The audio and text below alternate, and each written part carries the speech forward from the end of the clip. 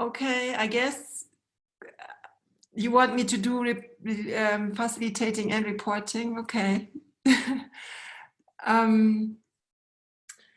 Maybe we can have a first round, seeing that Dilys and John are not here, but time is really running. Perhaps they can step in when they come in. Could we brainstorm where you would see a potential AgMIP project supported in Africa?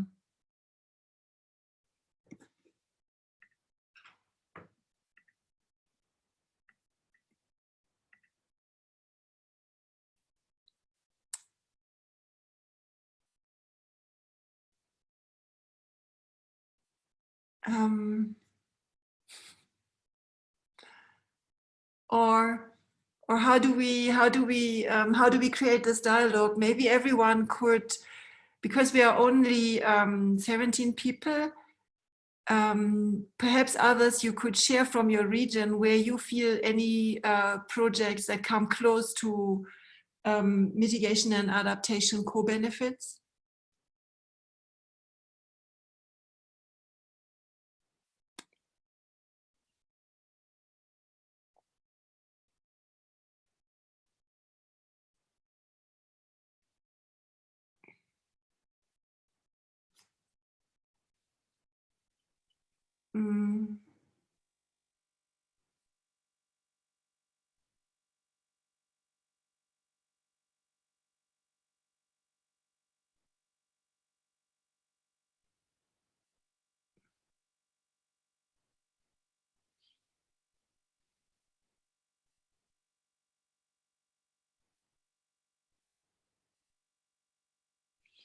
I'm not sure if the reason for silence is that we cannot identify these projects because we think they don't exist.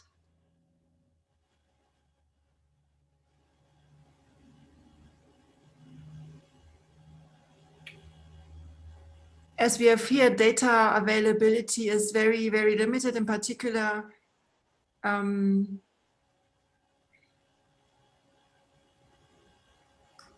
for the African region.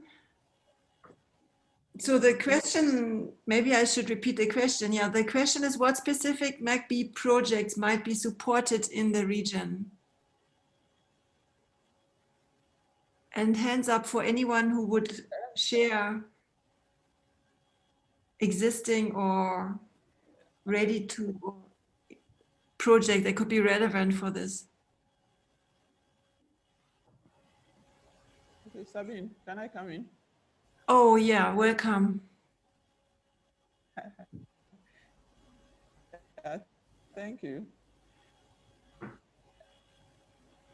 So I have some challenges with connection. So if I go off, pardon me. I think from the West African perspective, what I know is that rather than mitigation. So in terms of mitigation, most of our reports are based on default emission factors, which have not been calibrated even to our regions for the reason that we don't have data to validate this emission factor. So for this to be relevant, one of the things I think we need to have is to be able to identify potential sites across the sub-regions where data can be gathered, because even if we are supposed to do modeling thrives on good and quality data. So for me, I think that should be the starting point in terms of mitigation adaptation co-benefits projects.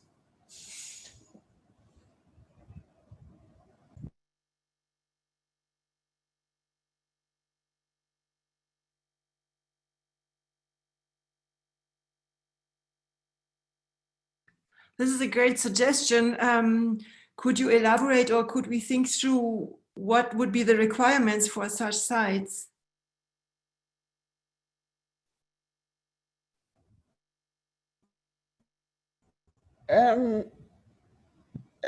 again, coming in, I think the sites should be diverse such that it covers the diversity in the sub-region. So maybe we might be looking at agroecology or be looking at a kind of farming systems so as to be able to have data that can apply to a bigger area. And I think one of the limitations for this is also issues of a lack of equipment, instrumentation for this kind of study. Recently, we did some work for UNU office here in Ghana on a greenhouse gas measurement in rice production systems. And we didn't get any published data which had to do with actual measurements. And that was quite embarrassing. So then the question was, so what is going into our reporting to IPPC, etc.?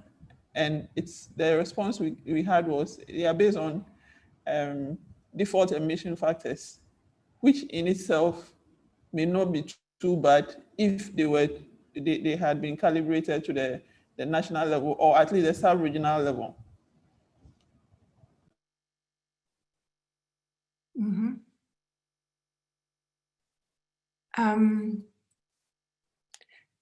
And which farming systems would you think fulfill the requirements for this calibration? I mean, I understand like when you bring in agroforestry, it becomes more complicated. So where do you see good starting grounds, good farming systems to begin with?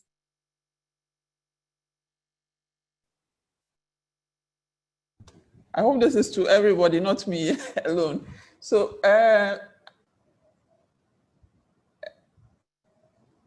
it's challenging. So for me, I think we might have to go according to the drier zone, the semi-arid, and then looking at the sub-humid sections as well. So there might be a classification along that basis, because also their rainfall characteristics are different. So that will be one criteria or one basis we could do start stratification. But I think maybe other people might have other ideas in terms of how best to be able to capture the system so that we have data which would apply to all other areas that measurements have not been taken.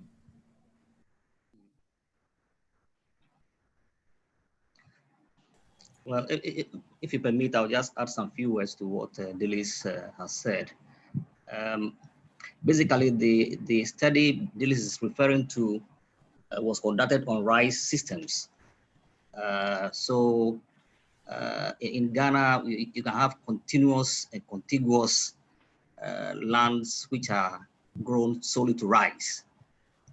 Measurements from those systems are more easier in the sense that there's sufficient fetch, there's sufficient uniformity, unlike other systems, mixed cropping systems where you don't know the proportions of things. So systems like that, grasslands in the north, or let's say grazing lands in the north, where you have some uniformity of the vegetation. Maybe you go to Sahel and you can find that sort of systems. I think starting from those types of systems would be useful than to go into forest areas and things like that. The idea or one difficulty also was that what sort of technology do you apply in your measurement to these specific different types of land use systems? What measurement techniques will be appropriate for continuous rice growing areas? What will be appropriate for where you have changing vegetation over the landscape? And so those types of issues also have to be discussed in deciding how these measurements should be taken. But the reality is that in the West Africa region, data is very scarce. I think let me leave it at that in the meantime.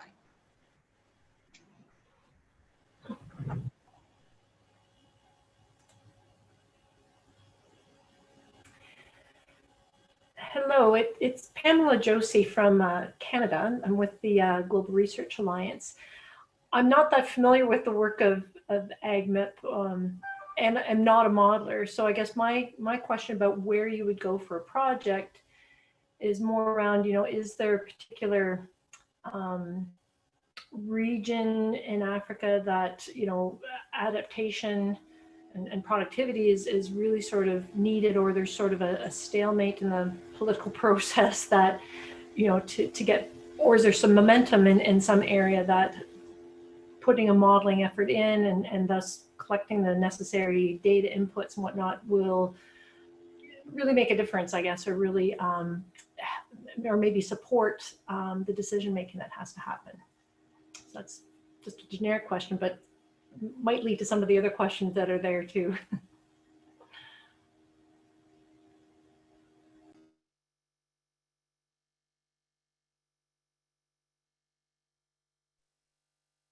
Hello?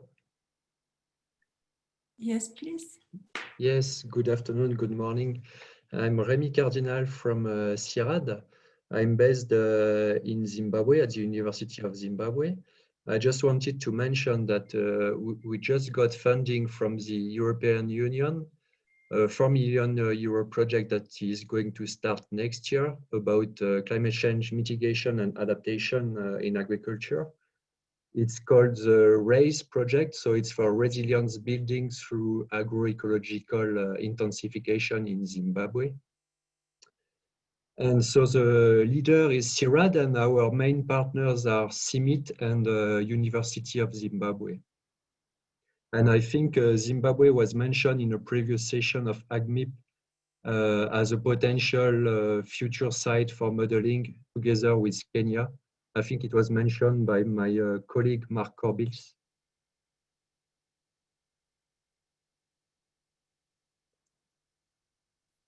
So it was just to give an idea of projects that are about to start and of some potential partners, as it was mentioned in the list of questions to be discussed here. Thank you so much, Remy. Yeah, we are actually doing a project in Zimbabwe at the moment on adaptation only, though, with various universities and the climate change department, mainly focusing on semi-arid crop livestock systems. So it would be really nice to catch up with you. Yes, sure. So, and this project will be focused also on mixed crop livestock system in the maize production region, so mainly in Mashonaland East province. Fantastic. So maybe this is another way to bring us also closer to what would be the key focus on. Could you maybe elaborate a bit on how you are addressing mitigation adaptation issues? How do you embed it in national decision processes eventually? Well, we are in this project, we have several work packages. One of the first one is co-design and participatory approach with farmers, with smallholders farms, to really design and test some options, and it will be after that evaluated through different angles, including economy, profitability, of course, yield, greenhouse gases emissions, also gender, etc. And another part of the project is about training of extension services, because we know it's very important for adoption of practices. And another part is revision of curricula for the different universities of Zimbabwe. So to introduce more courses about agroecology and climate smart agriculture. And finally, the last work package is about discussion with government and with international institutions like FAO to discuss about NDCs, the National Determined Contributions, because so far in Zimbabwe, it's mainly about the energy sector, and agriculture is not really much part of that. So we want to see how how agriculture could take more part into that. Yeah. I hear from you that you are developing the options with farmers, but still, could you say what, in terms of greenhouse gas emissions, you will be looking at? We plan to look mainly at nitrous oxide emissions and also look at soil organic carbon storage. Mm-hmm. Yeah.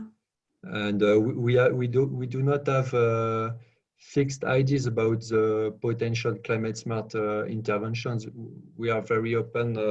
It can be intercropping, it can be conservation agriculture or whatever. It will have to be discussed with the communities what they would like to test. Also water management, of course. Mm-hmm. Sorry now to really go into detail with you through the whole cycle, but it's a really good case, I think. And did you think already on the last question on how a regional modeling framework and assessment could contribute for incentivizing mitigation and adaptation? This is a difficult question.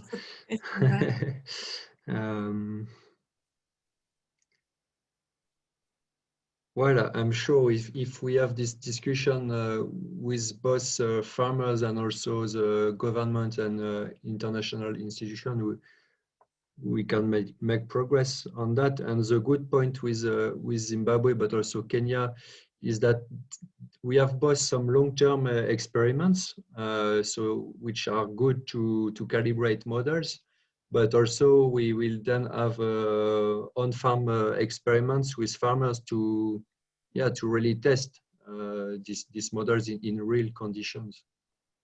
So I think it's important to have both aspects, to have yes, on station and also on farms to explore the diversity of farming systems. Yeah, in particular, also earlier we had this discussion in how far you can consider policy barriers. Do you envisage to bring this forward into real policy dialogue? I can imagine, for example, the use of agroecological approaches versus.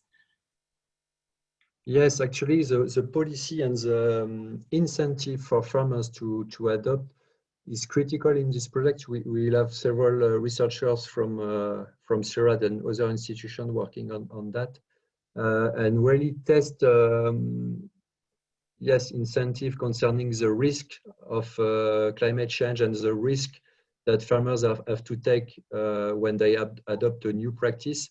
So, and really test that in real conditions. So it can be about insurance, yes, different options that will be tested within this project. Okay, great. Thank you really so very much for going the whole way through. Maybe this has opened ideas for other contributions. I see there's a hands up from Samuel. Was that an earlier hand, Samuel, or is this, or is your hand still? Well, I raised it and I made one point already. But let me just add a little bit to this little dimension of policy. In a recent discussion we had, the idea was, or the question of interest was how to attract the private sector to play a role in climate change issues. In other words, if it is soil management and so on, it doesn't, I mean, how can the private business person assist the farmer to do things which may cost the farmer, and therefore the farmer may not be willing to do that? And what sort of benefits would that private person gain by doing so? That became quite the topic for discussion. I mean, there were issues like biochar because farmers were burning a lot of residues.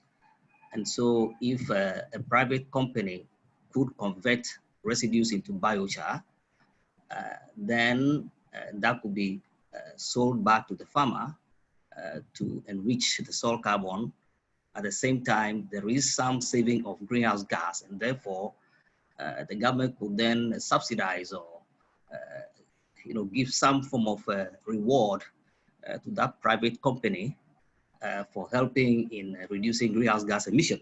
So this issue of networking, not just between farmer and researcher or farmer and extension officer, but also a private person who wants to do some agro business, but this time the business is towards how to enhance soil carbon and how to reduce emissions. How could that private person be encouraged to take this sort of step? So I think the policy discussion is quite important. And what role should government be playing in these types of dialogues or the discussion between these types of different stakeholders? Of course, we didn't come to any final conclusion, but at least there was quite a vivid discussion. And people were skeptical, but people were also quite optimistic. So I think that sort of dialogue should continue in some way, because no one single stakeholder can resolve this type of multi-dimension issues. So I think let me leave it there for a meantime. Thank you.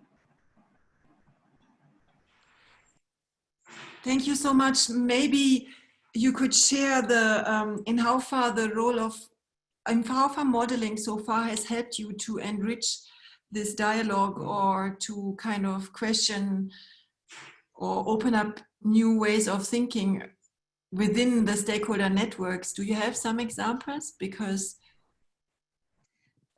we did not have direct examples, but I remember we mentioned AgMIP framework, for instance, because one needs to demonstrate something for the other stakeholders to see the various types of paths and trajectories which development can follow, and the sort of consequences that can come out in decision making, deciding on a certain type of or path of development. These are the possible outcomes. So we introduced AgMIP as a tool that could do that sort of thing, but we do not have any concrete validated test sites or test results to share, but just within that framework, a general framework.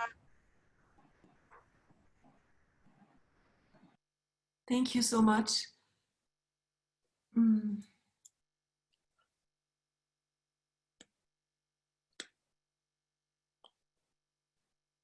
Perhaps, yeah. Oh, this is Roberto. I'm just thinking about the other question about the role of organizations. I see several people, for example, from the CE centers. It would be interesting to know their perspective. For example, yourself or Livin and others that are from the CE network.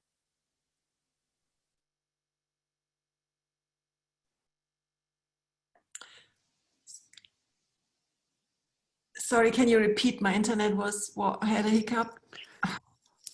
Again, it's just thinking about the other question about the role of organizations. And I see in the participants some people from the CE centers, like yourself or Livin and others. I would like to know what is their thinking, what is perspective of the CE centers regarding this type of assessments, mitigation, adaptation, co-benefits.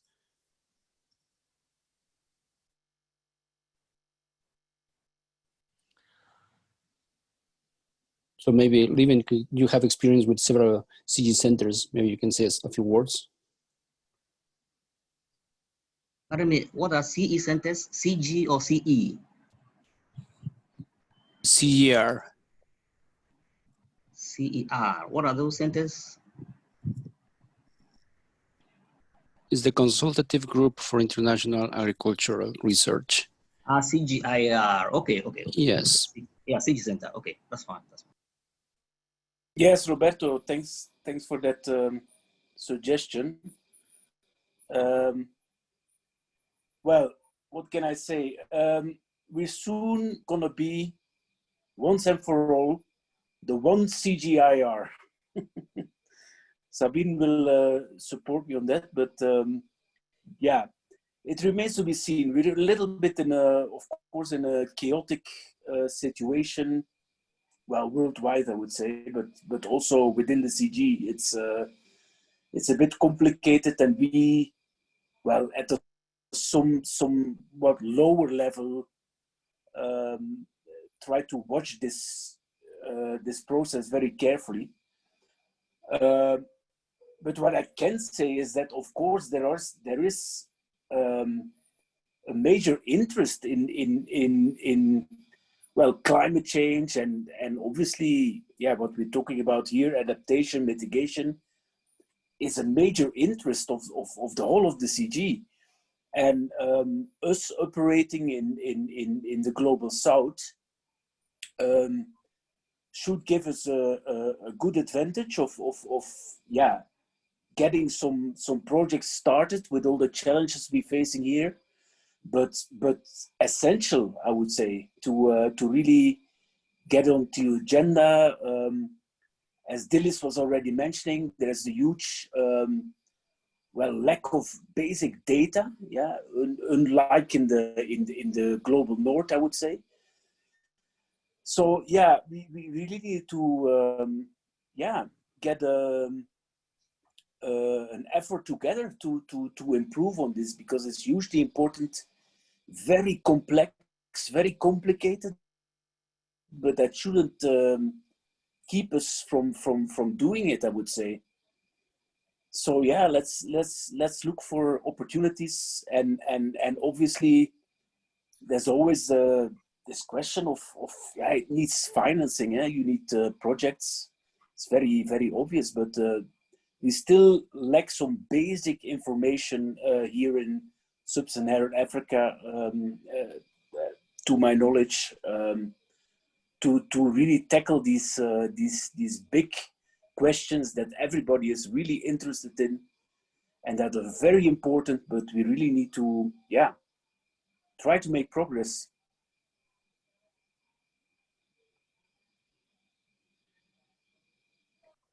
I mean, I cannot give an official statement like for Equisat as one of the CGIRs, but yeah, as Lieven said, there are so many more initiatives. There's the 2DI initiative coming up, where throughout Africa, I think there is efforts on improving access to climate information as one way to help planning adaptation.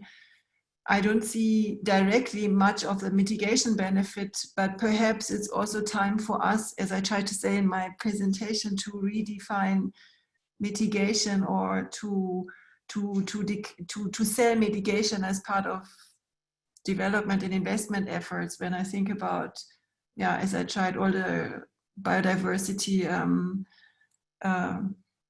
carbon sequestration, soil organic matter efforts, there is a lot of mitigation efforts actually possible, but not necessarily declared as such, I would say. Yes, Sabine, I completely agree with you.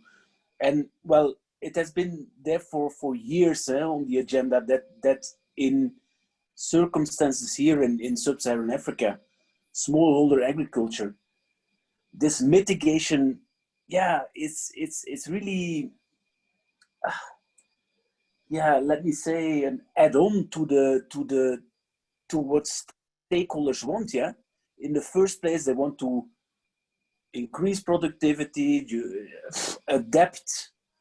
This mitigation concept is really, well, difficult to explain in my experience. I don't know whether you have the same, but to me, it's very complicated to explain to somebody who is poor and is lacking resources. Yeah, to explain this concept of yeah, mitigation, even though, and I'm still convinced that it, yeah, in the long term, of course, it pays off. But that's exactly the problem, in my opinion, is this short-term versus long-term impacts that we're facing here in those contexts. Mm.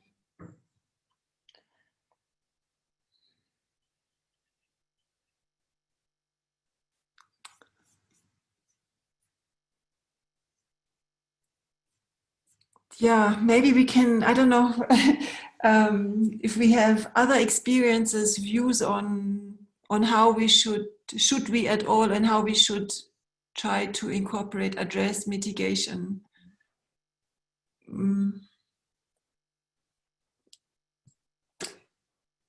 Hi, Sabine, it's Carolyn.